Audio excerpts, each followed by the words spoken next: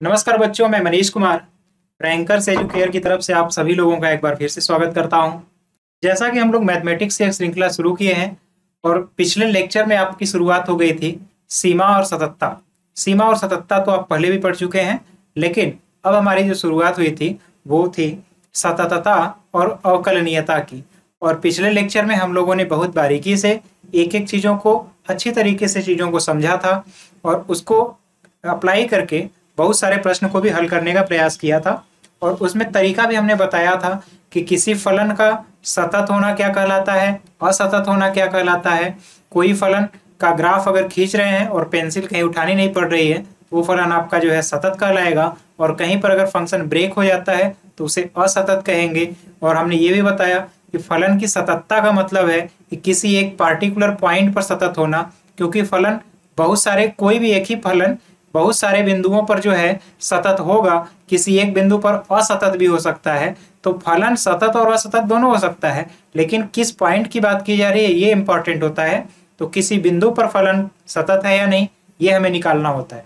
और पिछले लेक्चर में हमने ये बारीकी से आपको समझाया था कि कोई फलन सतत है या सतत नहीं है। इसका तरीका क्या होता है कि एक बार हम लोग लेफ्ट लिमिट और एक बार राइट लिमिट लेकर के चेक करते हैं और उस फंक्शन के उस पार्टिकुलर पॉइंट पर भी वैल्यू लेते हैं। और अगर ऐसा होता है कि तीनों वैल्यू अगर इक्वल हो जाती है तो हम कहते हैं कि हमारा फलन सतत है। तो यहाँ तक की चीज़ों को हम लोगों ने क्लास पिछले लेक्चर में भी कर लिया था। आइए अब हम लोग शुरुआत करते हैं नेक्स्ट लेक्चर में क्या क्या चीज़ें हैं और कैसे हमें करना है। ये क्वेश्चन अभी थोड़ा होल्ड करते हैं। ये क्वेश्चन आपको हमने पिछले लेक्चर में भी कराया था। इसके बाद ये आपको प्रश्न आज हम कराएंगे। एक ये क्वेश्चन है, तो यहाँ इसके पहले का क्वेश्चन उम्मीद है आप किए होंगे, ये भी हमने करा दिया था। तो यहाँ से आपका शुरुआत हो रहा है। तो अब इस क्वेश्चन की शुरुआत हम फिर पुराने कंसेप्ट से ही करेंगे। आपको जो हमने पिछले लेक्चर में बताया था, अगर नहीं देखा है तो एक बार आप वहां जाकर के देख लीजिए, तभी आपको ये चीजें समझ में आएंगी। तो आइए अब शुरुआत करते हैं। देखिए, कहा जा रहा है एफ के सभी सांतत्य और असांतत्य बिंदुओं को ज्ञात कीजिए जबकि फलन निम्न प्रकार परिभाषित है। यहाँ पर यह कहा है, इसको चेक करिए कि फलन जो है परिभाषित है इस तरीके से, तो इस सभी बिंदु पर जो भी बिंदु है उस पर सतत होगा या नहीं। तो देखिए, इसमें एक क्रिटिकल पॉइंट है जहां पर फंक्शन की वैल्यू चेंज हो रही है, फलन बदल रहा है। तो फलन अगर बदल रहा है तो उसी बिंदु पर हम चेक करते हैं। आपको ये ध्यान रखना है कि जिस बिंदु पर फलन वेरी कर गया, यानी फलन का नेचर बदल रहा है। जैसे देखिए यहाँ पर यक्स अगर 0 के बराबर नहीं है, 0 के बराबर नहीं है तब के लिए ये फलन है, और 0 के बराबर हो गया तब के लिए यहाँ पर इस तरीके से फलन है। तो इस चीज को आप समझिएगा कि फलन को परिभाषित करने का ये भी एक तरीका होता है। जैसे अभी पिछले फंक्शन में आप देख रहे थे, कोई एक पार्टिकुलर वैल्यू दिया जाता था, एक्स की वैल्यू 5 से कम, 5 से ज्यादा और 5 के इक्वल, इस तरह से डिफाइन था। तो सिमिलरली उसी तरह ये भी फंक्शन है, बस उसका तरीका प्रदर्शित करने का अलग है। तो देखिए इसमें किया क्या गया है, इसमें ये है, देखिएगा समझिएगा क्या कहना चाह रहा है। कह रहा है कि जब x की वैल्यू 0 है, x की वैल्यू 0 ले रहे हैं, तब जो फंक्शन होगा fx वो भी आपका क्या होगा, 0 होगा। ठीक, अब x की जगह 0 जब नहीं है तो 0 नहीं होने का मतलब ये है, जैसे अगर ये कोई लाइन है, अगर यहाँ एक पॉइंट x इक्वल 0 हो गया, 0 से इस साइड जाएंगे तो ये राइट कहलाता है और इस साइड जाएंगे तो ये लेफ्ट कहलाता है। इतना पता है आपको। तो अगर हम इस पॉइंट पर नहीं है, इसका मतलब ये है कि कहीं ना कहीं हम इस पॉइंट के या तो इस साइड है या तो इधर है, या तो लेफ्ट में है या तो राइट में है। यही तो कंडीशन हो सकती है अगर उस पॉइंट पर हम नहीं है। तो दोनों कंडीशन में या तो लेफ्ट है या तो राइट, उसके लिए जो फंक्शन डिफाइन है वो आपका ये है, वो आपका ये फंक्शन डिफाइन है 1/1 माइनस e के पावर 1/x, ये डिफाइन है। अब तो समझ में आया होगा क्या कहना चाह रहे हैं। इस चीज को अब आपको चेक करना है कि ये सतत है या नहीं सतत है। तो हमने बताया था कि सतत होने ना होने के लिए आप क्या चेक करना है। तो आइए पहले देखते हैं कि जिस बिंदु पर सतत चेक करना है, हमें 0 पर चेक करना है एट पॉइंट। तो हमारे लिए a की वैल्यू जो है वो 0 के बराबर हो गई, 0 पर हमें चेक करना है। तो f0 की वैल्यू पहले देखते हैं। तो f फंक्शन जो है 0 पर f0 की वैल्यू जब हम देखेंगे तो वो भी आएगा 0। तो ये पहली चीज निकल करके हमारे सामने आई। अब आपको फिर पता है कि अब हम लोग एक बार लेफ्ट हैंड लिमिट लिखेंगे और एक बार राइट हैंड लिमिट लिखेंगे, चेक करेंगे दोनों इक्वल है कि नहीं। तो यहाँ पर लेफ्ट हैंड लिमिट लिखने का तरीका हमने बताया था पिछले लेक्चर में। तो आपको तरीका अगर याद हो तो बताया था, लिमिट अगर a प्लस लिखना है तो a tends to 0, x tends to 0, x tends to अगर a लिखना है, x tends to a minus लिखेंगे यहाँ पर fx, और इस साइड में अगर आपको याद हो limit x tends to a plus लिखेंगे और यहाँ पर भी fx लिखेंगे। ये तो x के टर्म में है। अब h के टर्म में अगर लिखना हो आप लिखिएगा लिमिट, आपको याद होना चाहिए h टेंस टू 0। अब हम लेफ्ट लिख रहे हैं तो यहाँ पर लिखेंगे f a माइनस h, और अगर इस साइड में लिख रहे हैं तो limit h tends to 0 f a plus h। यहाँ तक का तरीका हमने पिछले लेक्चर में भी बता दिया। अब देखिए फंक्शन जो है लेफ्ट के लिए और राइट दोनों के लिए सेम डिफाइन है, कोई डिफरेंस नहीं है। लेफ्ट के लिए जो फंक्शन है वही राइट के लिए भी फंक्शन होगा। तो लेफ्ट के लिए देखिए फंक्शन जो है वो हम यहाँ पर लिख दे रहे हैं एफ एक्स, जो लेफ्ट के लिए भी डिफाइन होगा और राइट के लिए भी 1/1 माइनस ई के पावर 1/x, इस तरीके से डिफाइंड है। अब देखिए अब हमें निकालना है एफ ए माइनस एच। तो यहाँ से अगर a माइनस एच करेंगे तो जहाँ x है वहां पर a माइनस एच लिखेंगे, 1/1 माइनस ई के पावर 1/a की जगह x की जगह देखिए यहाँ से a माइनस एच करेंगे। उम्मीद है यहाँ तक की चीज आपको समझ में आई होगी, यहाँ तक तो कोई प्रॉब्लम नहीं होगा। इसके बाद एफ ए प्लस एच अगर किया जाए तो ये वैल्यू जो होगा 1/1 माइनस ई के पावर 1/a प्लस एच। यहाँ तक फंक्शन को हमने लिख लिया, यहाँ तक उम्मीद है कोई भी दिक्कत नहीं होना चाहिए, अपने चीजों को अच्छी तरीके से लिख लिया। अब इसी चीज को यहाँ पर बस रिप्रेजेंट कर दीजिए, हम यहाँ लिखने जा रहे हैं। तो ये जब चीजों को लिखेंगे आप यहाँ पर तो ये होगा लिमिट h टेंस टू 0। अब एफ ए माइनस एच की वैल्यू अगर वहां से लिखा जाए तो होगा 1/1 माइनस 1/1 माइनस ई के पावर 1/1 माइनस ई के पावर 1/1/a माइनस एच। ये वैल्यू हो गया लेफ्ट लिमिट के लिए, और इक्वल राइट के लिए लिखेंगे limit h tends to 0 1/1 minus E के पावर 1/1/a प्लस h। इस तरीके से हमने इस चीज को लिख लिया। अब क्या करना है, लेफ्ट और राइट दोनों चीजों को लिख लिया है आपने। अब बस आपको करना है यहाँ पर लिमिट की वैल्यू रखनी है। तो देखिए यहाँ h की जगह भी 0 रखेंगे और यहाँ a की वैल्यू भी 0 है, तो यहाँ जब 1/0 होगा 1/0 तो इनफाइनाइट हो जाएगा। इस चीज को अब आपको बहुत बारीकी से ध्यान रखना है कि कैसे इसको हल किया जाए, कैसे इसको हल करना है। अब अगर यहाँ पर आप लिमिट, हमने कहा था कि पहले से ही लिमिट आप पढ़ करके आइएगा, लिमिट जब तक आप नहीं पढ़ेंगे तब तक चीजें थोड़ी सी प्रॉब्लम होगी, कॉम्प्लिकेटेड होगा। अब देखिए यहाँ पर आपको वैल्यू रखना है और वैल्यू इस तरीके से रखना है कि यहाँ पर यहाँ भी वैल्यू आपकी a की वैल्यू भी 0 है और h की वैल्यू भी 0 है। तो पहले आप इसी चीज को हल कर लीजिए। उम्मीद है यहाँ तक ये चीज तो नोट कर पाए होंगे। पहले यहाँ पर इस चीज को समझिए, हमारे पास जो फंक्शन है जो लिखा हुआ है 1/1 माइनस ई के पावर 1/1 यहाँ पर है एक तरह से 0, तो 1/0 जो होगा इनफाइनाइट होगा, और ई के पावर इन्फिनिटी अगर करेंगे तो ये बहुत बड़ा या डिफरेंस चेंज हो जाएगा। तो यहाँ अगर a की वैल्यू 0 करते हैं, फिर इसको समझिएगा, a तो हमारा 0 है और e के पावर जो बन रहा है यहाँ पर 1/-h, ये आपका फंक्शन बन रहा है और h हमारा जो है 0 की तरफ टेंड्स कर रहा है।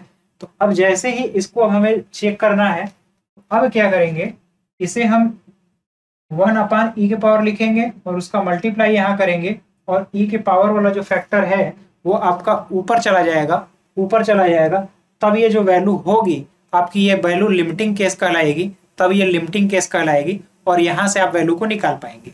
देखिए अगर आपको यहाँ दोनों केस में लिमिटिंग केस निकालना है तो यहाँ 0 यहाँ लिख देता हूँ मैं, a की जगह जब 0 लिखेंगे तो लिमिट h टेंस टू 0 और यहाँ पर 1/1 ये 1 माइनस है, 1 माइनस।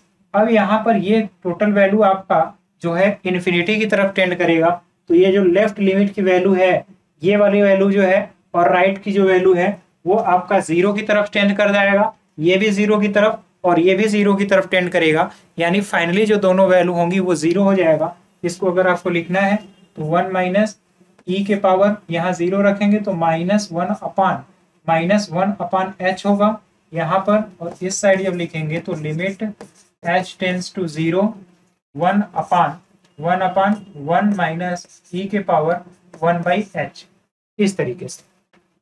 अब आप ई के पावर -x का प्रसार भी करके चीजों को कर सकते हैं। आपके पास दोनों तरीके हैं, तो दोनों तरीकों से हल करने पर अगर आप यहाँ पर ध्यान से देखेंगे तो ये पाएंगे, इसको अगर पॉजिटिव करना है या फिर ई के पावर x का आप प्रसार भी कर सकते हो, ई के पावर x का प्रसार भी कर सकते हैं, या फिर अगर ये नॉन डिफाइन है तो आप एल हॉस्पिटल रूल भी लगा सकते हैं। तो एल हॉस्पिटल रूल से भी देखेंगे कि यहाँ पर जो वैल्यू है आपका, ये लिमिट भी जीरो की तरफ टेंड कर रहा है और ये भी लिमिट जीरो की तरफ टेंड कर रहा है, और फाइनल में ये वैल्यू भी जीरो है। यानी तीनों के तीनों वैल्यू सेम चीज को अप्रोच कर रहा है, इसलिए जो फंक्शन होगा x इक्वल 0 पर वो कंटिन्यूअस होगा। आपको यही चेक करना था।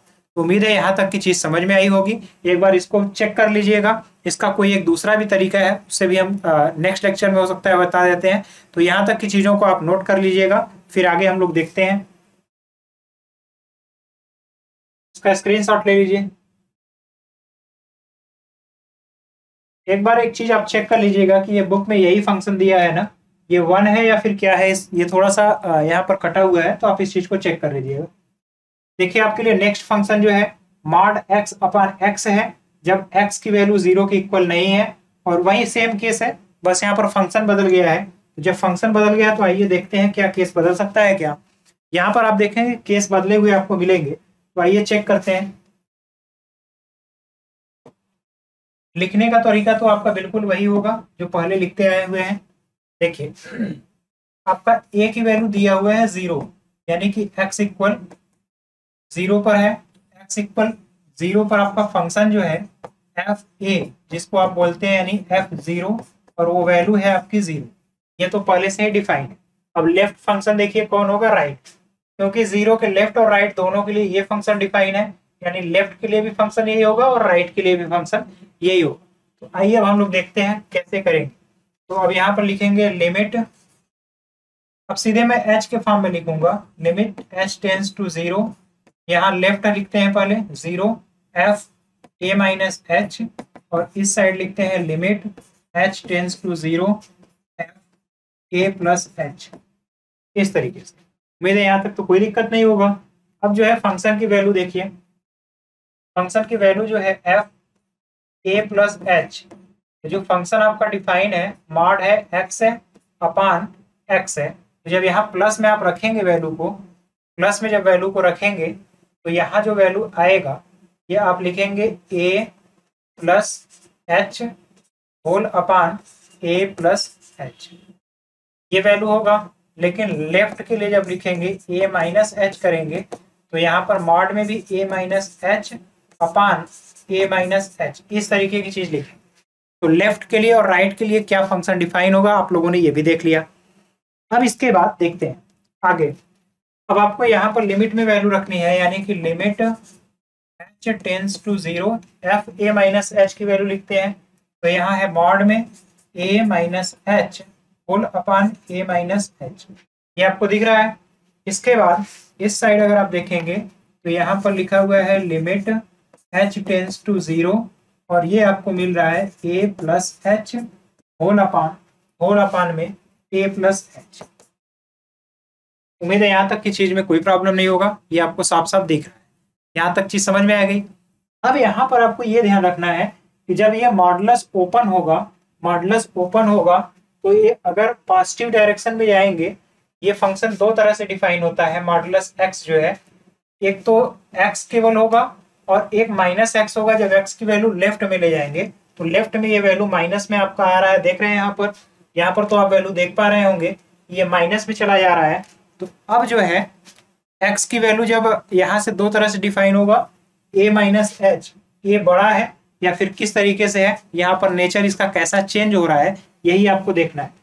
अब यहाँ पर देखिए इस वैल्यू को अगर आप लोग लिखेंगे तो ये लेफ्ट लिमिट है, तो लेफ्ट लिमिट जब लिखेंगे तो दो तरीके से लिखा जाएगा, तो ये माइनस में होगा, लेफ्ट लिमिट में ये माइनस में आएगा। तो इसको जब ओपन करेंगे आप और यहाँ पर जब लिखेंगे तो ये माइनस टाइम्स होगा और ए माइनस एच अपॉन ए माइनस एच होगा, और ये वैल्यू कट करके -1 होगा।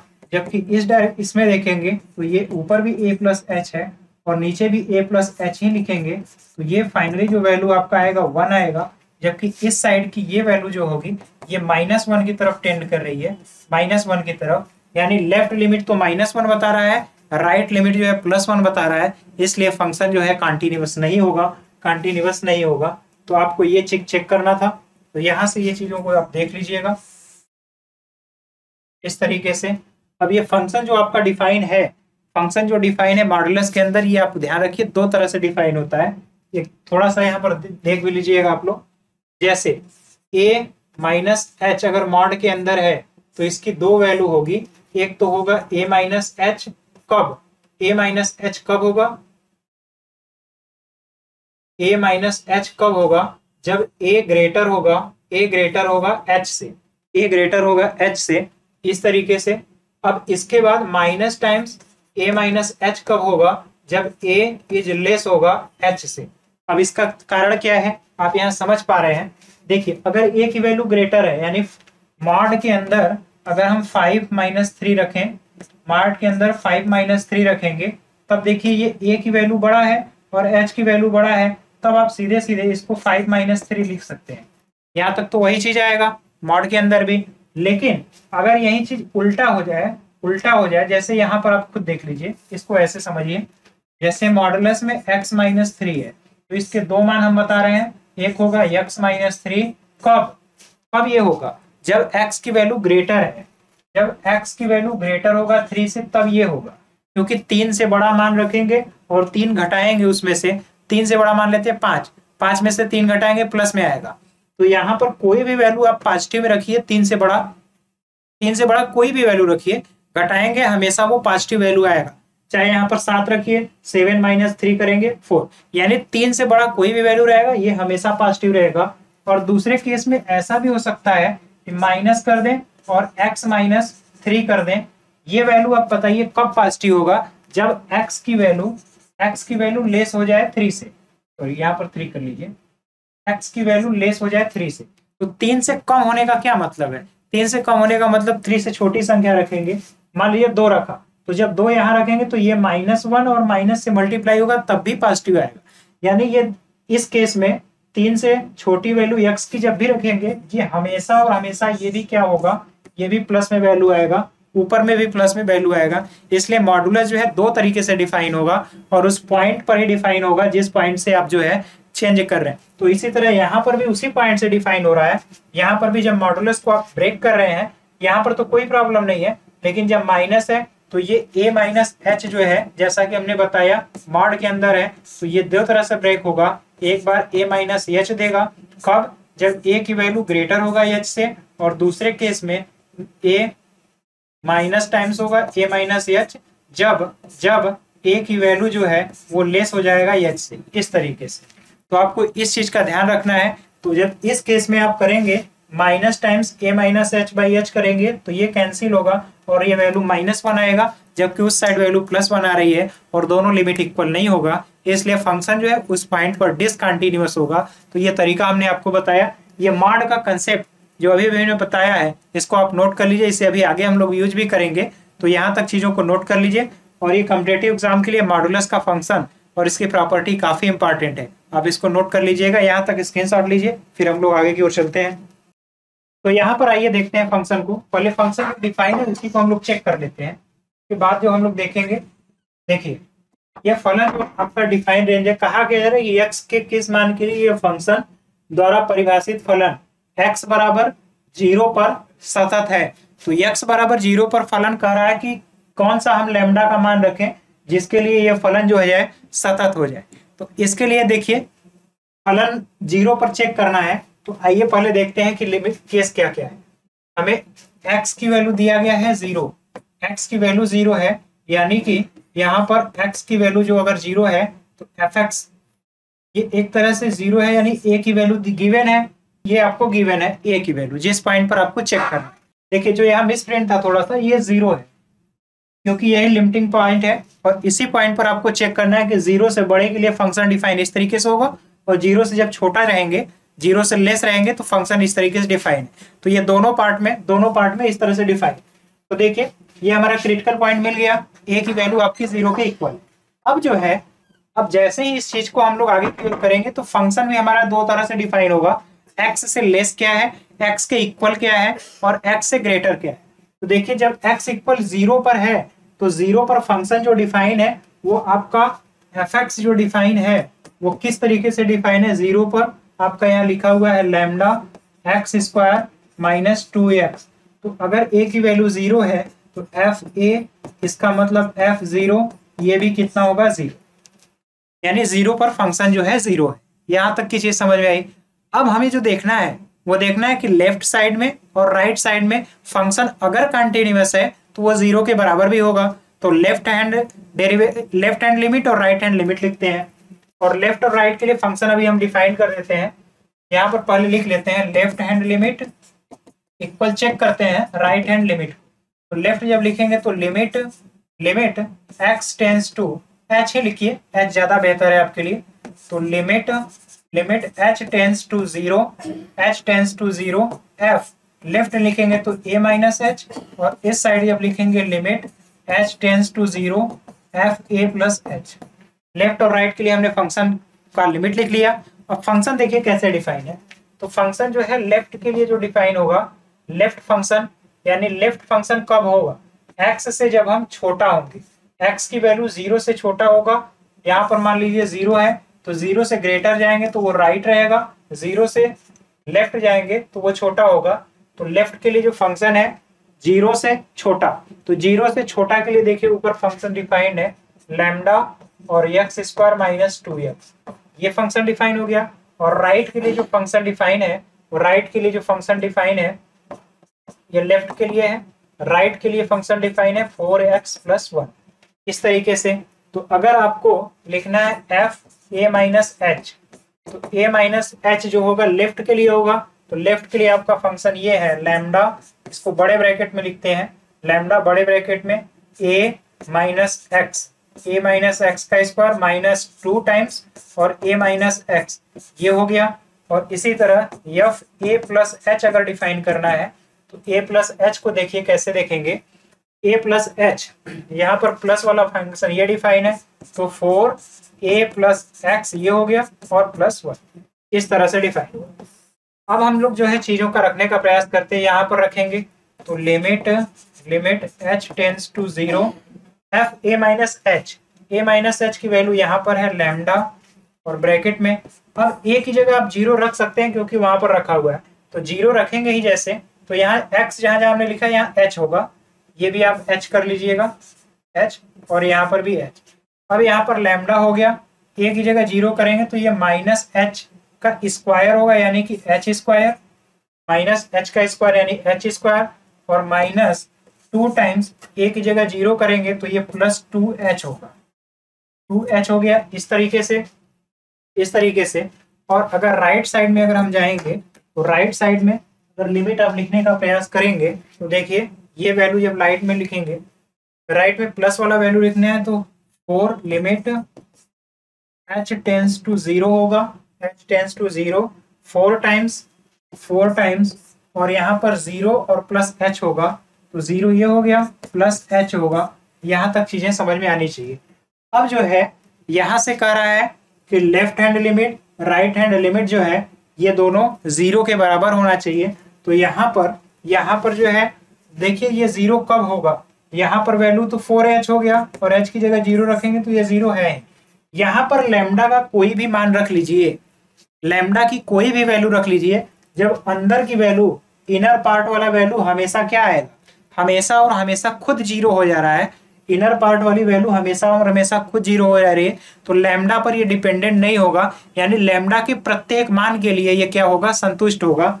यहाँ पर समझने का मतलब ये है, देखिए यहाँ पर हमने लैम्डा लिख लिया और यहाँ पर h लिख लिया और यहाँ पर h लिख लिया और यहाँ h माइनस एच यानी 0 प्लस 0 है। अब बताइए हम लैम्डा का क्या मान रखें कि ये 0 हो जाए, कहने का ये मतलब है। तो आप लैम्डा का कोई भी मान रखिए, जब उसमें इधर का प्रोडक्ट ही 0 हो गया तो लैम्डा का प्रत्येक मान के लिए ये क्या हो जाएगा, प्रत्येक मान के लिए ये सतत हो जाएगा। तो लैम्डा का ये कह रहा है कौन सा मान होगा, यानी यह लैम्डा से जो है, लैम्डा पर कोई भी मान रखिए, इसके पर डिपेंड लैम्डा पर हो ही नहीं रहा है, इसका मतलब प्रत्येक मान के लिए ये सतत हो रहा है। लैम्डा के प्रत्येक मान के लिए दोनों लिमिट, लेफ्ट लिमिट और राइट लिमिट इक्वल हो जा रहा है। तब आपसे पूछा गया था, तो यहाँ तक उम्मीद है चीज समझ पा रहे होंगे। देखिए जैसे अभी तक हम लोग क्या करना था, फलन की सततता ज्ञात करनी थी कि फलन सतत है या नहीं है। अब क्या करना है, इस प्रश्न में ये दिया है कि लैम्डा के किस मान के लिए फलन सतत होगा। तो अब हम कह रहा है सतत होना, सतत होगा ही, अगर तो सतत होगा तो फलन का उस वैल्यू, फलन का उस एक्स के मान पर फलन की जो वैल्यू आई है 0 आई है। अब हम लोग अगर ये सतत है तो लेफ्ट लिमिट और राइट लिमिट दोनों इक्वल होगा, इसको हमने इक्वल किया और दोनों 0 के बराबर होगा। तो अब इसे 0 होना है लेफ्ट लिमिट को, क्योंकि लेफ्ट में ही लैम्डा है, तो लेफ्ट लिमिट 0 क्यों कब होगा, अब यहाँ पर जो इनर पार्ट वाला वैल्यू है ये ऑलरेडी 0 हो गया। तो लैम्डा को 0 होना, लैम्डा की जगह कुछ भी रखिए, उसमें जब हम 0 से मल्टीप्लाई करेंगे तो ऑलरेडी 0 हो जाएगा, यानी लैम्डा के प्रत्येक मान के लिए फलन क्या हो जाएगा, सतत। क्योंकि लैम्डा की जगह चाहे जो रखिए उस पर डिपेंडेंसी खत्म हो गई, सारा का सारा क्रेडिट जो है इनर पार्ट वाला एच वाला फैक्टर ले लिया और उसी की वजह से 0 हो रहा है। इसलिए यहाँ पर आप लिख सकते हैं लैम्डा के प्रत्येक मान के लिए, लैम्डा के प्रत्येक मान के लिए सतत होगा, के लिए सतत। इसको एक एग्जांपल से और समझ सकते हैं।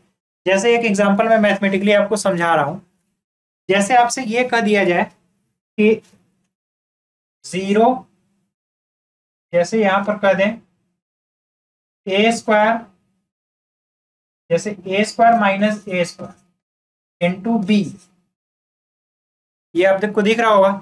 अगर इसमें ये पूछा जाए कि हम b का क्या मान रखें जिससे वैल्यू 0 हो जाए, तो b का अगर आप यहाँ कुछ भी मान रखेंगे, जब ब्रैकेट की वैल्यू ही 0 हो गई तो b के मान में कोई भी मान रख लीजिए, हमेशा और हमेशा वो 0 ही होगा। तो वही चीज, वही फैक्टर यहाँ पर भी कहा जा रहा है। तो उम्मीद है अब चीज समझ में आई होगी, आप यहाँ तक नोट कर लीजिए। फिर हम लोग आगे क्वेश्चन देखते हैं, इसका स्क्रीनशॉट भी ले लीजिएगा।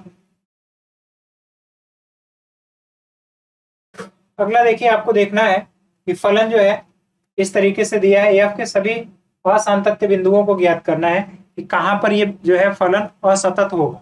तो आपको देखिए 0, यहाँ पर 0 पॉइंट आपको दिया हुआ है, तो 0 पर पहले चेक कर लेते हैं, क्योंकि फलन 0 पर ही बदल रहा है। और उसके लेफ्ट और साइड में देखिए ऐसे एक्चुअल में है क्या कि ये भी एक अलजेब्रिक फंक्शन है और यहाँ पर भी अलजेब्रिक फंक्शन, तो दोनों खुद तो सतत है ही, लेकिन ये कंपोजिट फंक्शन जब हम करेंगे, दोनों को एक साथ मिलाएंगे, तब हमें ज्ञात करना है कि ऐसा क्या है, मतलब ये लिमिट एग्जिस्ट कर रहा है नहीं कर रहा है, इन चीजों की विवेचना करनी। तो आइए देखते हैं, फिर से वही तरीका है, आपको जो पॉइंट चेक करना है वो यहाँ से दिया हुआ है x, इसको ले लेते हैं। आपको यहाँ पर पहले से ही पता है x की वैल्यू आपको दिया है 0, x की वैल्यू 0 यानी a की वैल्यू हो गया। अब आपको जो चेक करना है, वो जो चेक करना है आपको देखिए क्या करना है, x इक्वल 0, तो f 0 की वैल्यू देख लीजिए। तो x इक्वल 0 पर डिफाइन कौन सा है, x इक्वल 0 पर ये कह रहा है कि देखिए यहाँ पर इक्वल का सिंबल है, x इक्वल 0 होगा, उसके लिए फलन जो होगा x प्लस 1 होगा। ये x प्लस 1 है और x की जगह 0 रखेंगे तो 0 प्लस 1 होगा, यानी फलन की जो वैल्यू होगी, फलन की जो वैल्यू होगी यहाँ पर आप 0 रखेंगे, 0 प्लस 1 है, यानी कि फलन का जो 0 पर मान है वो 1 के बराबर है। इस तरीके से ये कहा गया। अब ये एक मान हो गया। अब आपको पता है कि लेफ्ट लिमिट राइट लिमिट लिखिए, तो लेफ्ट लिमिट आपको लिखने का तरीका ही पता है, लेफ्ट हैंड लिमिट यहाँ लिख देते हैं और इस साइड राइट हैंड लिमिट लिखेंगे। लेफ्ट लिमिट लिखने का तरीका क्या है, limit h tends to 0 f a minus h बराबर limit h tends to 0 f a plus h, इस तरीके से। अब जो है फंक्शन डिफाइन करिए, तो लेफ्ट के लिए फंक्शन जो होगा वो क्या होगा, लेफ्ट के लिए फंक्शन और राइट के लिए फंक्शन एक बार खुद देख करके सोच के बताइए। हम 0 से जब राइट में जाएंगे तो ग्रेटर होगा, तो 0 से जब बड़ी होगी तो 0 से बड़ा के लिए क्या कह रहा है, 0 से बड़ा के लिए ये कह रहा है मान है तो राइट के लिए जो फंक्शन डिफाइन होगा वो x+1 होगा, जबकि लेफ्ट के लिए जो फंक्शन डिफाइन होगा वो आप देख रहे हैं sin x अपान x होगा। उम्मीद है यहाँ तक कोई दिक्कत नहीं होगा। अब हम यहाँ से लिखते हैं f a माइनस h लिखेंगे तो यहाँ से आप देखिए sine a minus h whole upon a minus h ये होगा। और f a प्लस h की बात किया जाए, a प्लस h की बात किया जाए तो ये फंक्शन राइट के लिए होगा ये फंक्शन राइट के लिए होगा। तो यहाँ a प्लस h और +1 इस तरीके से। अब दोनों यहाँ वैल्यू रख लेते हैं। a माइनस h वाला वैल्यू रखेंगे तो ये हुआ limit h tends to 0। a minus h की वैल्यू यहाँ से दिया हुआ है sine a minus h upon a minus h इस तरीके से।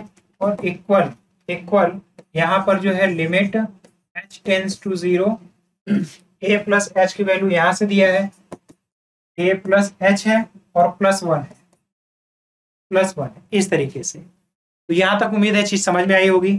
अब देखिए क्या करना है। अब यहाँ पर आपको लिमिट रखना है। a की वैल्यू आपको पहले से ही पता है 0 है, तो जैसे ही a की वैल्यू 0 है उसके बाद इसको देखिए लिमिट h टेंस टू 0 ये हुआ साइन माइनस h होगा, sine minus h upon minus h है, sine minus h upon minus h है। और इक्वल इस साइड अगर आप देखेंगे a की जगह 0 करेंगे तो लिमिट h टेंस टू 0 और यहाँ h की जगह 0 करेंगे तो ये a है, सॉरी a की जगह 0 रखेंगे क्योंकि a का वैल्यू आपको पहले से ही गिवन है तो यहाँ h+1। अब दोनों साइड लिमिट रखेंगे। देखिए यहाँ पर आप खुद देख रहे हैं sine minus theta minus sine theta होता है, तो इसको जब सॉल्व करेंगे तो limit h tends to 0 sine h upon h ये होगा। और इक्वल यहाँ h की वैल्यू 0 रखेंगे तो ये 1 होगा। अब यहाँ देखिए लिमिट h टेंस टू 0 आपको पहले पता होगा, अगर लिमिट पढ़े होंगे पिछले क्लासेस में, तो limit theta tends to 0 sine theta बटे थीटा इसकी वैल्यू जो होती है इसकी वैल्यू 1 के इक्वल होता है। साइन थीटा बटे थीटा इसका मान 1 के बराबर होता है। तो उसी कंसेप्ट से आप यहाँ साइन h/h की वैल्यू भी आप लिखेंगे तो ये भी 1 के बराबर होगा और राइट में भी 1 के बराबर है और फंक्शन की वैल्यू भी 1 के बराबर है, यानी तीनों चीजें बराबर हैं। तो आपको पता है जब तीनों फंक्शन की वैल्यू लेफ्ट लिमिट और राइट लिमिट तीनों बराबर हो गया तो फंक्शन उस पॉइंट पर क्या होगा, कंटिन्यूअस होगा। तो यहाँ तक उम्मीद है चीजें समझ में आई होंगी। अब जब 0 पर कंटिन्यूटी है तो उसके बाद लेफ्ट और राइट तो अपने आप कंटिन्यूअस फंक्शन दिख ही रहा है। तो यहाँ तक उम्मीद है चीजें आप कर लिए होंगे, यहाँ तक कोई प्रॉब्लम नहीं होगा। इसका स्क्रीनशॉट ले लीजिए, फिर हम लोग आगे की चीजें देखते हैं।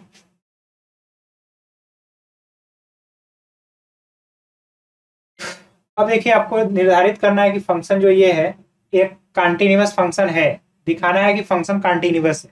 तो इसको भी देख लीजिए। इस टाइप के कुछ फंक्शन आपको अपने से भी करने चाहिए। बहरहाल हम इसको भी करके दिखा देते हैं आपको।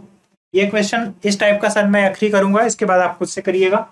देखिए x की वैल्यू डिफाइन है, x की वैल्यू 0 है और यही a की वैल्यू है। उसके बाद लेफ्ट और राइट के लिए फंक्शन तो आपको दिख ही रहा है। लेफ्ट के लिए भी फंक्शन, अब f0 अगर कहा जाए, f0 कहा जाए तो 0 पर फंक्शन की वैल्यू जो है 0 होगा। ये आपको पहली चीज, प्राइमरी चीज ये। अब आपको लेफ्ट फंक्शन और राइट फंक्शन लिखना है। तो लेफ्ट के लिए लेफ्ट फंक्शन अगर लिखेंगे, लेफ्ट के लिए जो fx होगा, लेफ्ट के लिए देखिए 0 से जब नहीं रहेंगे, चाहे लेफ्ट रहिए चाहे राइट, दोनों के लिए यही फंक्शन है x² और साइन 1/x। ये आपको ध्यान रखना है। अब क्या करना है, ये चीज हो गया। अब यहाँ पे f अगर a प्लस h करेंगे तो यहाँ पर a प्लस h का स्क्वायर होगा और साइन 1/a प्लस h होगा। और f a माइनस h की बात किया जाए तो a माइनस h का स्क्वायर होगा और साइन 1/a माइनस h। उम्मीद है यहाँ तक की चीज समझ में आई होगी। अब यहाँ तक तो हमने फंक्शन डिफाइन कर दिया। अब आप खुद लिमिट रखिए। Limit h tends to 0 f a minus h equal limit h tends to 0 f a plus h ये हो गया। अब ये है लेफ्ट के लिए, तो लेफ्ट के लिए आपका फंक्शन ये डिफाइन है, limit h tends to 0। Left के लिए जो फंक्शन डिफाइन है a माइनस एच का स्क्वायर और साइन 1/a माइनस एच, ये लेफ्ट के लिए है। और राइट के लिए जो फंक्शन होगा limit h tends to 0 f a plus H है, एफ a प्लस एच यहाँ पर डिफाइन है, तो a प्लस एच का स्क्वायर और फिर उसके बाद है साइन 1/a प्लस एच। जैसे जैसे चीजें करनी है बस उसी तरीके से आप लिखते हुए चले जाइए। उम्मीद है यहाँ तक भी आपको कोई प्रॉब्लम नहीं होना चाहिए। अब बस आपको लिमिट रखने का तरीका पता होना चाहिए या लिमिट रखने आना चाहिए कि कैसे चीजें होती हैं। अब देखिए यहाँ पर a की जगह जब आप 0 रखेंगे, a की जगह 0 रखेंगे और h का स्क्वायर है, देखिए चीज बनेगा क्या। यहाँ पर a की जगह 0 हो गया, तो एक बार और लिख देता हूं मैं, लिमिट h टेंस टू 0, ये चीज हो गया। अब क्या है, यहाँ पर हुआ h स्क्वायर और यहाँ पर होगा साइन और ये -1/h होगा, साइन ये 0 करेंगे तो -1/h, ये चीज समझ पाए। अब इसके बाद यहाँ पर जब आप देखेंगे, यहाँ पर जब a की जगह 0 रखेंगे तो लिमिट h टेंस टू 0 और यहाँ पर h स्क्वायर और साइन 1/h होगा। उम्मीद है यहाँ तक की चीज आपको बिल्कुल क्लियर होगी, कोई यहाँ तक कंफ्यूजन नहीं होगा। अब जो है हम यहाँ से देखिए वैल्यू बनाते हैं किसको, यहाँ से लिखते हैं फिर लिमिट h टेंस टू 0। देखिए ओरिजिनल कंसेप्ट अगर आप देख पा रहे हैं तो यहीं से दिख रहा है 0 तो होगा, क्योंकि h की जगह 0 रखेंगे यहाँ कोई फाइनाइट वैल्यू रहेगा, भले h की जगह रखेंगे इनफाइनाइट हो जाएगा बट कोई फाइनाइट वैल्यू रहेगा। लेकिन हम इसको आपको सेट करके दिखाते हैं, ये वैल्यू तो माइनस में होगा और यहाँ पर इसको माइनस में हम लिख लेते हैं साइन 1/h। यहाँ तक तो कोई दिक्कत नहीं होना चाहिए। जो h स्क्वायर है इसको हम एक यहाँ पर h लिख देते हैं और एक यहाँ पर इसके बटे में 1/h लिख दें। यहाँ पर कोई भी प्रॉब्लम तो नहीं होना चाहिए, क्योंकि देखिए यहाँ पर ये h जब मल्टीप्लाई होकर के जाएगा ऊपर, तो जैसे ही ऊपर मल्टीप्लाई होगा आप देख सकते हैं कि बनेगा क्या, h स्क्वायर। तो ये वही चीज है। इसी तरह यहाँ पर भी सेट कर लेते हैं, लिमिट h टेंस टू 0 होगा यहाँ पर h इंटू, अब फिर से वही चीज बनेगा sign 1/h whole upon 1/h। ये एक अलग फंक्शन बना लिया हमने, यहाँ पर भी उसी तरह सेट कर लिया। अब यहाँ पर sine theta by theta form बन गया, इसे आप जानते हैं 1 होगा, लेकिन h 0 की तरफ टेंड कर रहा है तो यहाँ भी 0 से मल्टीप्लाई, यहाँ भी 0 से मल्टीप्लाई होगा, तो फाइनली आप जानते ही हैं फाइनली जो वैल्यू आएगा इस साइड भी 0 होगा और इस साइड भी 0 होगा। इसलिए जो फलन होगा वो 0 पर आप देख रहे हैं तीनों फलन की वैल्यू और लेफ्ट हैंड लिमिट और राइट हैंड लिमिट, ये तीनों इक्वल हैं आपस में, इसलिए जो फलन होगा वो सतत होगा प्रत्येक मान के लिए। तो उम्मीद है यहाँ तक की चीज आपको समझ में आई होगी।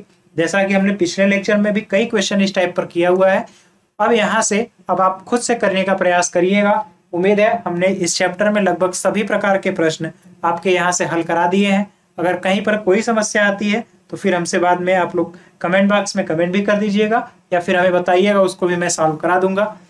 तो यहाँ तक चीजें आपको हमें लगता है कंफर्म हो गया, इसका स्क्रीनशॉट ले लीजिए, फिर हम लोग आगे की ओर चलते हैं। यहाँ तक उम्मीद है यहाँ तक कोई दिक्कत नहीं होना चाहिए।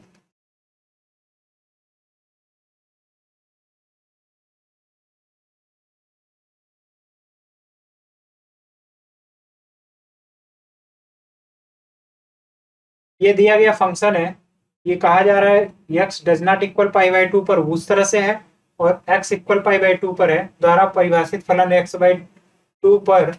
अब आपको दिखाना क्या है,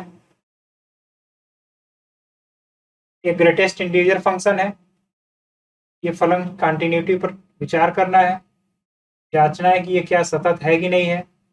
f mod ऑफ x और x-1 द्वारा परिभाषित फलन के x के सभी डिसकंटिन्यूअस बिंदुओं को ज्ञात करना है। इसके बाद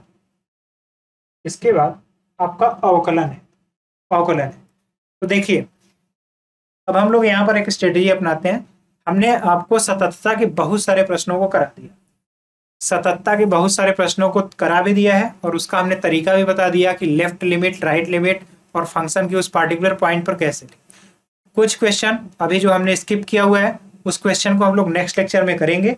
आप उसको खुद से भी प्रयास करिएगा, नहीं होगा तो हम लोग उसको नेक्स्ट लेक्चर में करने का प्रयास करेंगे। बहरहाल आज हम लोग एक और कंसेप्ट कम से कम इस क्लास में जान जाते हैं या करने का प्रयास करते हैं, और उसका नाम है फलन का अवकलन। अवकलन आप क्लास 11th में भी पढ़े होंगे, अब फिर से हम लोग अवकलन पढ़ेंगे। तो अवकलन जहां तक आप पढ़े हैं उससे थोड़ा सा इसका लेवल अलग होगा, तरीके भी अलग होंगे, आपका जो फंक्शन भी होगा वो उसका भी लेवल थोड़ा सा अप होगा, थोड़ा सा ग्रेटर होगा फंक्शन का लेवल भी, क्योंकि जो फंक्शन आप लोगों ने अभी तक पढ़ा हुआ है, जो फंक्शन आप लोगों ने अभी तक पढ़ा हुआ है और उसको हल करने में भी जो आप लोगों ने काम किया है वो आपको अच्छी तरीके से पता होगा कि किस टाइप का फंक्शन या इजी फंक्शन आपने किए थे। लेकिन अब हम लोग यहाँ पर अवकलन भी पढ़ेंगे, उसके अनुप्रयोग को भी देखेंगे। तो पहले आपके मन में ये विचार आना चाहिए जैसे ही हम अवकलन कहते हैं तो कुछ अगर आपके पास आइडिया हो तो एक बार सोचिए कि अवकलन वास्तव में होता क्या है। और अवकलन करने की प्रक्रिया तो पता है, लेकिन अवकलन का जो वैल्यू आता है या जो मान आता है वो किस चीज को दर्शाता है, ये भी आपको एक जानना चाहिए कि अवकलन करने पर जो चीजें, जैसे x² का अवकलन हमने कर दिया 2x आ गया, लेकिन एक्चुअल में वो बताता क्या है। तो आइए पहले इस चीज को जानते हैं, फिर फलन का अवकलन करने की विधि पर विस्तृत चर्चा करेंगे। पहला हमारा उद्देश्य होना चाहिए कि अवकलन वास्तव में होता क्या और ये बताता क्या है। तो आइए अब हम लोग शुरुआत करें।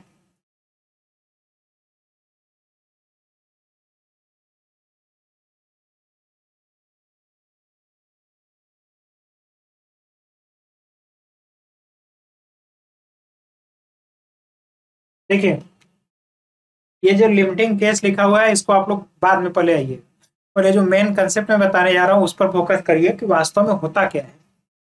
देखिए अवकलन ये होता है, अवकलन का मतलब होता है रेट ऑफ चेंज। एक नया ही पेज ले लेते हैं। तो क्या देखिए अवकलन का हमने मतलब बताया,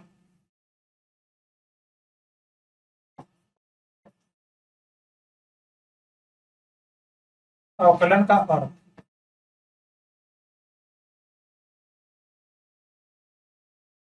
रेट ऑफ चेंज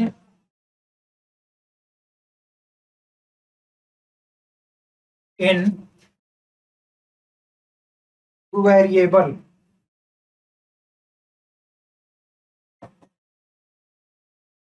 वेरिएबल यानी चर राशि जो है उसमें परिवर्तन की दर को बताएगा। यानी कि चर राशि में अगर हम परिवर्तन करते हैं तो उसका जो प्रभाव है वो फलन पर क्या पड़ता है।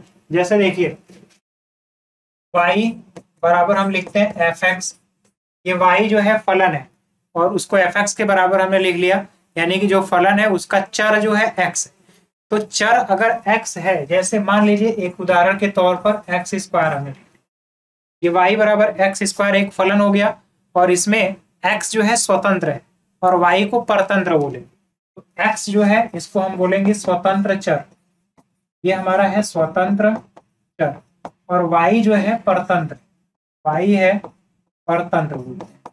यानी y x का मान आप अपने मन से रख सकते हैं और y स्वयं, y जो है डिपेंड करेगा x की वैल्यू पर कि आपने x की वैल्यू क्या ली है, उसी के हिसाब से y की वैल्यू जो है आपको मिलेगी। तो अब आपको ये ध्यान रखना है, यहाँ पर हम देखने की कोशिश ये करेंगे स्वतंत्र कौन है, x। तो x में अगर हम परिवर्तन करते हैं तो उसका प्रभाव y पर किस हिसाब से पड़ेगा, यही चीज बताता है अवकलन। यानी स्वतंत्र चर राशि में परिवर्तन करने से परतंत्र चर या फिर डिपेंडेंट जो फंक्शन या वेरिएबल है y, उसमें क्या परिवर्तन आता है, इस चीज का जो माप होता है, मेजरमेंट, वही अवकलन बताता है। यानी अगर आप लिखना चाहें तो लिख सकते हैं कि स्वतंत्र चर में परिवर्तन करने पर परतंत्र चर के मान में या परतंत्र फलन के मान में जो परिवर्तन होता है उसी को हम लोग अवकलन कहते हैं, उसकी माप ही अवकलन कहलाती है। एक एग्जाम्पल से समझिए, देखिए y बराबर हमने x² लिख लिया, ये y है और x² है, यहाँ पर x जो है चर है। अब हम क्या करना चाहते हैं कि चर राशि में थोड़ा सा परिवर्तन करना चाहते हैं। तो मान लीजिए हमने चर राशि इसमें हमने मान लिया परिवर्तन थोड़ा सा कर दिया, और x में परिवर्तन क्या किया है, x में ये परिवर्तन किया कि x में हमने थोड़ा सा चीज ऐड कर दिया डेल्टा x। तो जैसे ही परिवर्तन करेंगे अब होगा क्या, पहले मान लिया ये y1 था, जब जैसे ही परिवर्तन किया हमने मान लिया ये y2 हो गया, तो परिवर्तन किया तो x की जगह पर क्या लिख लिया, x प्लस डेल्टा x का होल स्क्वायर, ये हो गया।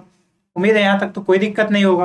अगर आप यहाँ पर +2 भी लिखना चाहते हैं या मान लीजिए +3, तो पहले आपका जो फंक्शन था y बराबर x² +3 इस हिसाब से था, ये y1 था। अब परिवर्तन कर दिया ये, तो अब आपको देखना है कि y में कितना परिवर्तन हुआ, यानी अगर चेंज देखेंगे, आप चेंज देखने का प्रयास करेंगे तो y2 माइनस y1 ये बताएगा परिवर्तन। और कितना परिवर्तन हुआ है, x प्लस डेल्टा x का स्क्वायर +3, ये हो गया y2 की वैल्यू, और माइनस y1 करेंगे यानी x² +3। अब इसको हम घटा करके देखते हैं।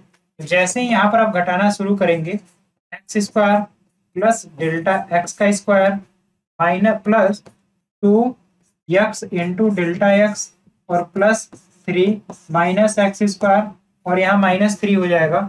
जब आप यहाँ पर करेंगे तो यहाँ -3। अब देखिए जो वैल्यू कैंसिल हो रहा है उसको देखिए, क्या क्या वैल्यू कैंसिल होगी, x² से x² कैंसिल होगा, और यहाँ +3 से ये कैंसिल होगा। अब आपको देखिए जो चीज दिख रहा है, इसको हम लोग लिख लेते हैं डेल्टा y, यानी y में कितना परिवर्तन हुआ उसे डेल y से लिख लेते हैं। अब अगर यहाँ पर आप ध्यान से देखेंगे तो डेल्टा y बराबर जो बना आपका हुआ delta x² plus 2x into delta x, 2x into delta x, यहाँ से और ज्यादा कुछ नहीं है। अब हम यहाँ से क्या करेंगे, डेल्टा x कॉमन लेंगे, तो डेल y बराबर डेल x हुआ, और यहाँ पर डेल x प्लस 2x हुआ, डेल x प्लस 2x। यहाँ तक की चीजें में कोई दिक्कत नहीं होगा। अब हम देखना चाहते हैं कि x के अपेक्षा y में परिवर्तन, तो डेल्टा y अपान डेल्टा x कर देते हैं, तो यहाँ से आपको दिखेगा डेल्टा x प्लस 2x। यहाँ तक भी कोई दिक्कत नहीं होना चाहिए। अब यहाँ देखिए यही केस अब हम रखेंगे, लिमिट यहीं से शुरुआत होती है। अगर डेल्टा x जो है टेंड करे 0 की तरफ, यानी बहुत छोटा हो, तब डेल y बटे डेल x, यानी x में परिवर्तन करने पर y में जो परिवर्तन होगा, तो इधर भी लिखेंगे limit delta x tends to 0, और यहाँ पर डेल x प्लस 2x है, तो डेल x में जैसे ही रखेंगे तो ये वैल्यू 0 हो जाएगा, और फाइनली आपको 2x मिलेगा। और ये जो क्वांटिटी है इसी को आप लोग लिखते हो dy बाई dx, यानी आपको जो dy बाई dx आप लोग लिखते हैं, यहाँ पर आपको लिख देते हैं, मैं यहाँ पर लिख देता हूं मैं, limit delta x tends to 0 del y upon del x, यही आपका बन जाता है dy बाई dx, जिसे आप लोग कहते हैं x के सापेक्ष, x की अपेक्षा y का अवकलन, यानी y में परिवर्तन। तो आपको उम्मीद है ये चीज आप समझ में आई होगी कि वास्तव में अवकलन बताता क्या है, कि वह अवकलन किसी भी फलन का अवकलन करेंगे तो वो यही बताएगा कि उस फलन में जो स्वतंत्र चर राशि है उसमें अगर हम परिवर्तन कर रहे हैं तो जिस पर फलन है उसके मान में परिवर्तन कितना होगा, इस तरीके की जो व्याख्या करती है वही होता है आपका अवकलन। उम्मीद है अब आपको अवकलन का एक्चुअल मीनिंग समझ में आया होगा। अवकलन और बहुत सारे चीजों को, परिणामों को बताती है, उस पर भी हम लोग चर्चा करेंगे। पहले इस चीज को आप अच्छी तरीके से इसको नोट कर लीजिए, फिर हम लोग आगे देखते हैं कि अवकलन के बारे में और चीजों को क्या क्या पढ़ना है। तो अवकलन का मीनिंग यहाँ तक है, इसका स्क्रीनशॉट ले लीजिएगा, फिर हम लोग आगे देखते हैं। हमें दिख रहा है कि फलन का अवकलन इस चीज को, इंटरवल में इसके एग्जिस्टेंस को बताएगा। इस एग्जिस्टेंस को तो हम लोग बाद में भी देख लेंगे, a plus H A minus H कैसे लिखा जाता है। अब आइए एक और पॉइंट देख, आप लोगों ने अगर फिजिक्स भी पढ़ा होगा तो फिजिक्स में भी आप लोग देखते हैं इस अवकलन का काफी अनुप्रयोग है। तो फिजिक्स से थोड़ा सा चीजों को रिलेट करते हैं। जैसे अगर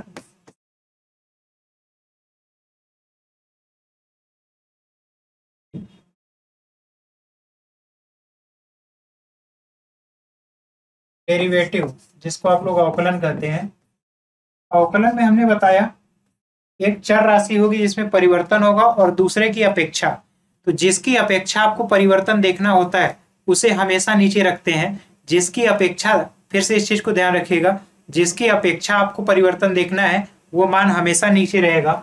अगर dy अपान dx लिखा है तो इसका मतलब ये है कि x की अपेक्षा y में क्या परिवर्तन हो रहा है।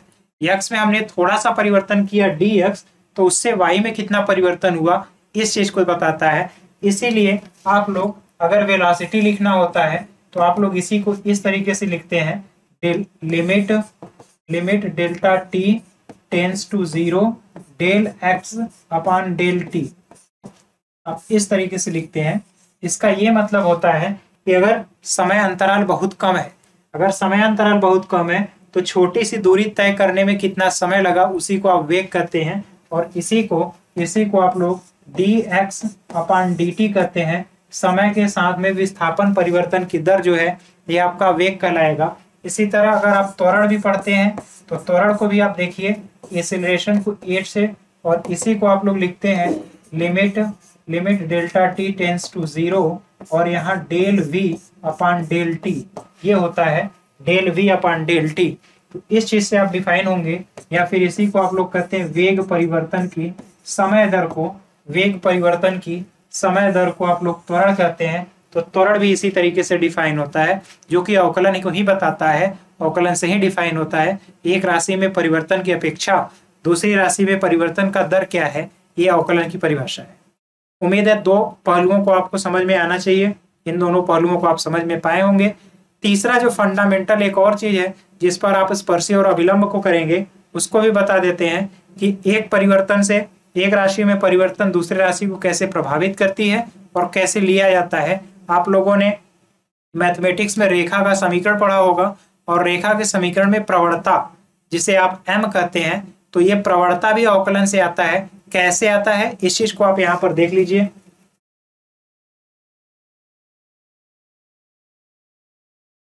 जैसे मान लीजिए एक कोई वक्र इस तरीके से, ये हमारा एक्सिस हो गया, कोई वक्र इस तरीके से है, ठीक, इस तरीके का कोई एक वक्र है, और ये एक्सिस हमारा है एक्स एक्सिस और यहाँ पर ये है वाई एक्सिस, ठीक। अब देखिए यहाँ पर हम x में परिवर्तन करें, मान लेते हैं यहाँ पर कोई वैल्यू है, यहाँ पर जो वैल्यू है वो x1 y1 है, इसको हम यहाँ पर लिख दे रहे हैं, ये x1 है y1, और एक यहाँ पर वैल्यू है ये, इसको हम लोग बता देते हैं ये पॉइंट है x2 y2। अब आप हमें बताइएगा यहाँ पर x1 y1 है और यहाँ पर x2 y2, इस पॉइंट से इस पॉइंट तक पहुंचेंगे तो यहाँ से यहाँ तक का जो प्रसार है, इसको अगर दूसरे कलर से लेना चाहें तो आप इसको इससे भी ले सकते हैं। यहाँ से यहाँ तक का प्रसार आप जानते हो ये x2 माइनस x1 होगा, x2 माइनस x1 ये प्रसार है, इसी को हम लोग डेल्टा x भी बोल सकते हैं। उम्मीद है यहाँ तक कोई दिक्कत नहीं होगा।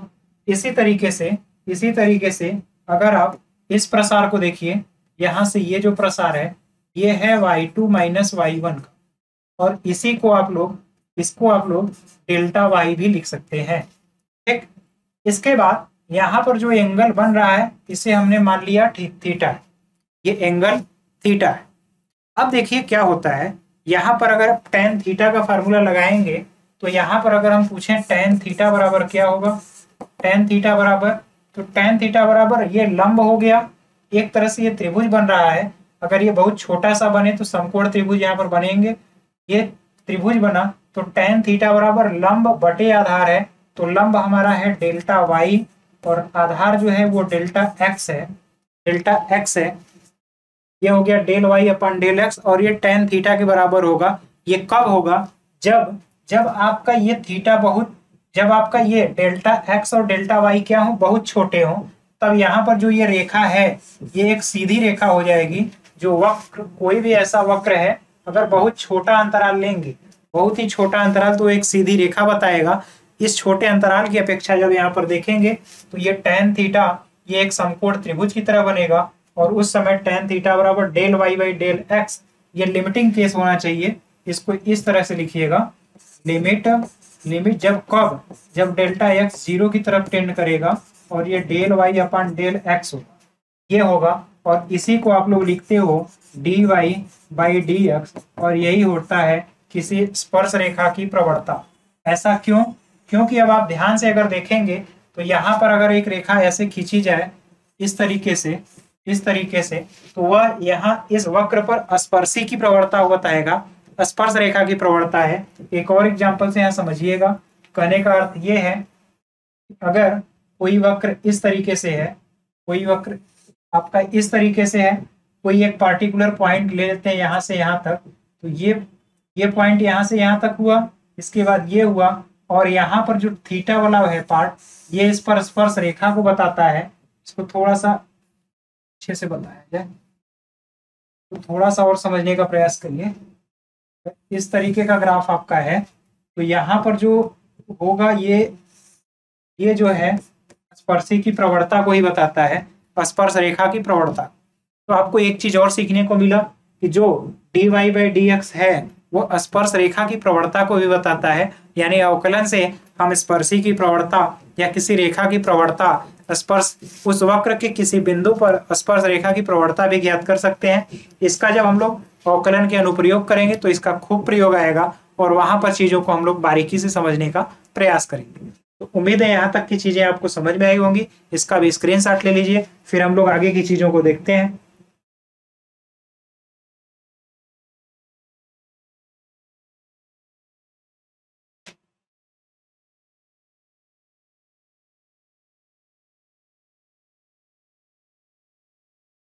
उम्मीद है यहाँ तक की चीजें आप कर पाए होंगे। अब देखिए, अब हम लोग आज के लेक्चर में थोड़ा सा ये देख लेते हैं कि आपका जो ये फलन है, सॉरी जो ये आपका अवकलन है, ये फलन के रूप में कैसे डिफाइन होता है, इसको कैसे डिफाइन करते हैं, तो उसे आइए आप समझ लेते हैं। इसको यहाँ से थोड़ा सा अगर हम लोग आगे की ओर चले तो ये आपका जो आपके इस स्लाइड में या फिर बुक में भी है, यहाँ पर भी डिफाइन किया हुआ है, यहाँ पर भी इस चीजों को डिफाइन किया गया है। देखिए, जो हमने अभी अभी आपको ढाल के रूप में दिखाया वो ये था फलन का a plus H minus F A by H है। देखिए, ये फलन जो है आपके अवकलन के रूप में डिफाइन है। फलन को अवकलन के रूप में आपकी बुक में भी डिफाइन किया गया। कैसे डिफाइन है वो हमने आपको यहाँ पर दिखाया। देखिए, फंडामेंटल जो तरीका है, कोई भी फलन है अगर उसका अवकलन करेंगे तो उसे एफ डैश एक्स लिखते हैं। फलन का अवकलन किया उसे एफ डैश एक्स लिखते हैं। और ये डिफाइन इस तरीके से है कि लिमिट यानी फंक्शन में देखिए delta X tends to zero, delta X tend to zero है। इसका मतलब कि इतना छोटा है कि वो जीरो की तरफ टेंड कर रहा है, यानी बहुत छोटा सा परिवर्तन हमने किया है।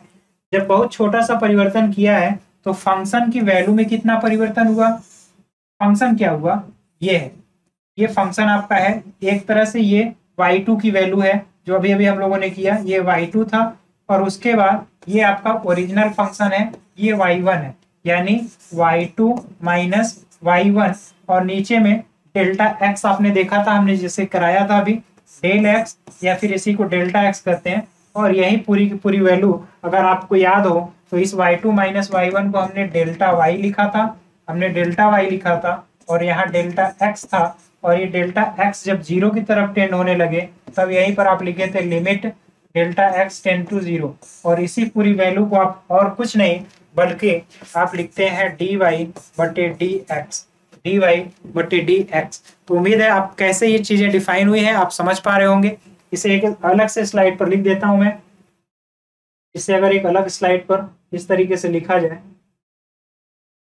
अगर यहाँ पर लिखा जाए तो देखिए वही चीज है कि अगर हम dy बटे dx को लिखें तो f डैश x भी लिखते हैं, या फिर इसी को फलन का अवकलन भी लिखेंगे। तो फलन का अवकलन लिखने का मतलब क्या है, f में फलन में थोड़ा सा हमने चेंज किया, और फलन कितना था, original function whole upon h, ये वैल्यू है F X plus H minus F X whole upon H.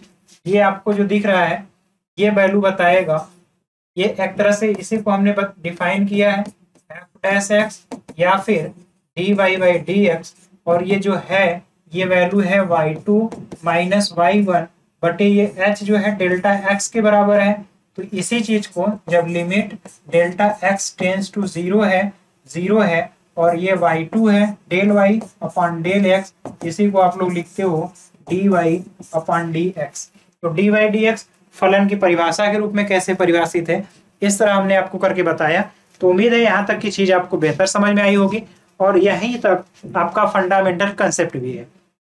अगर आपको और फंडामेंटल कंसेप्ट जानना है या आपके जो सिलेबस के हिसाब से इतना काफी है, इसका तो हमने रिप्रेजेंटेशन से लेकर के एक एक चीज को बारीकी समझा दिया कि वास्तव में है क्या और चीजें क्या बताती हैं, क्या महत्व उसका है, इस चीज पर भी हमने चर्चा कर दिया आपको। अब आइए देखते हैं आगे कुछ क्वेश्चन अगर हो तो करा देते हैं, नहीं तो आज के लिए बस इतना काफी है। तो यहाँ तक की चीजों को हम लोग यहीं तक देखते हैं। अब बुक में देखिए जो फैक्ट आपको दिया गया है इसको एक बार समझिएगा। इस चीज को हमने बता दिया।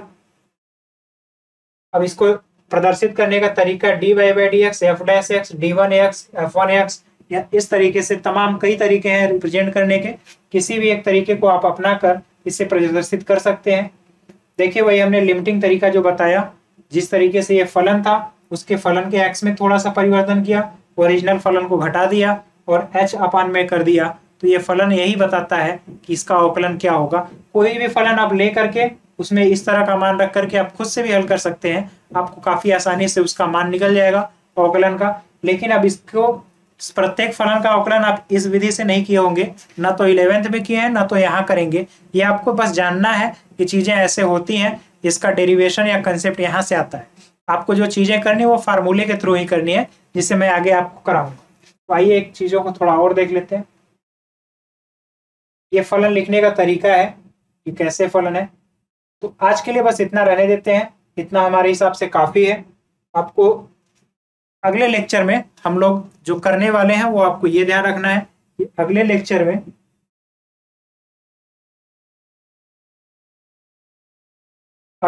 में बहुत सारे फंक्शंस लेंगे। उन फंक्शन का या फलन का अवकलन, एका का अवकलन जो है हम जो आपका प्रारंभिक विधि है जो डेरिवेशन मेथड है उससे भी करेंगे, उसको प्राइमरी मेथड भी बोलते हैं, प्राथमिक क्रिया विधि द्वारा उससे भी करेंगे, और जो कंसेप्ट है उससे भी करके बताएंगे। तो उम्मीद है यहाँ तक चीजें। और उसके बाद आपका सतत्ता में बहुत सारे मॉडुलस के फंक्शन और कुछ और फंक्शन भी बाकी हैं, उन सबको भी एक साथ करेंगे। तो मॉडुलस के फंक्शन का, सतत्ता का क्वेश्चन और आपका ये अवकलन, इस तरीके को कल लेकर के कल पूरे कंसेप्ट और एक एक चीज को बारीकी से समझते हुए आगे की ओर चलेंगे। उम्मीद है यहाँ तक की चीजें आपको बेहतर समझ में आई होंगी। अगर कोई भी कहीं से भी कोई प्रॉब्लम आता है तो आप हमें उसे बताइएगा। समझाने का हमने भरसक प्रयास किया है। एक बार आप खुद से कॉपी में ले करके, किताब ले करके आराम से बैठिए और एक एक चीज को बारीकी से समझने का प्रयास करिएगा। सतत्ता को काफी आसानी भाषा में हमने समझाने का प्रयास किया है। फिर भी कहीं भी कोई समस्या आती है तो आप हमें कमेंट में करके बताइएगा। और उसके बाद अवकलन के कंसेप्ट को भी एक बार समझ लीजिएगा। नेक्स्ट लेक्चर में हम लोग अवकलन के कंसेप्ट को एक बार फिर से थोड़ा सा रिवाइज करेंगे और उसके बाद जो सवाल हैं उन सवालों को तेजी से करने का प्रयास करेंगे, क्योंकि ये आपका चैप्टर बहुत भी लंबा है।